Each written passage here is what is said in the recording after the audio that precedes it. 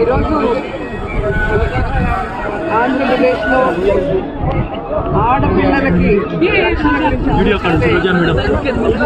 చాలా బాధాకరంగా ఉంది. ఎందుకంటే ఎక్కడ చూసినా రేపులు, మర్డర్లు అండ్ ఆడపిల్లల కాలేజీ బాత్రూమ్స్లో కెమెరాలు పెట్టి ఏ విధంగా పైశాచిక ఆనందం పొందుతున్నారో ధైర్యం వచ్చింది అంటే దానికి ప్రభుత్వం సిగ్గుపడాలి.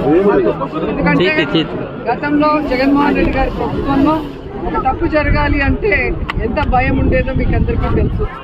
సో ఎవరైనా కూడా దిశ యాప్ని యూజ్ చేయకుండా ఏదైనా అఘాయిత్యానికి అమ్మాయి లోపడితే 24 గంటల లోపల నేరస్తుల్ని అరెస్ట్ చేసి వారిని శిక్షించే విధంగా చట్టాన్ని కఠినతరం చేశారు. కాబట్టి ఆ రోజుల్లో ముచ్చుమరి లాంటి ఘటనలు జరగటం అనేది మనం చూసుకుంటాం. నిజంగా చాలా బాధాకరం. ఒక 9 ఏళ్ల అమ్మాయిని రేప్ చేసి చంపేసి ముక్కలు చేసేశారు.